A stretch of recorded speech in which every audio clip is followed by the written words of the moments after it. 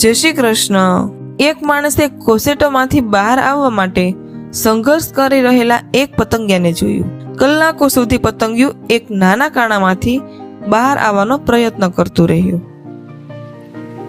માણસને તેના પર દયા આવી એટલે તેણે કાતરથી આ કોસેટાને કાપી નાખ્યું। પતંગિયું સહેલાઈથી બહાર તો આવી ગયું, પણ તેનું શરીર સૂજેલું અને પાંખો સાવ કરચલી વાળી હતી। માણસ રાહ જોતો હતો કે હમણાં તે ઉડશે, પણ પતંગિયું ક્યારેય ઉડી જ ન શક્યું। તે માણસ નહોતો જાણતો કે કોસેટોમાંથી બહાર આવવાનો એ સંઘર્ષ જ પતંગિયાની પાંખોમાં તાકાત ભરવા માટે કુદરતે બનાવેલી પ્રક્રિયા હતી। જીવનમાં આવતો સંઘર્ષ જ આપણને મજબૂત બનાવે છે।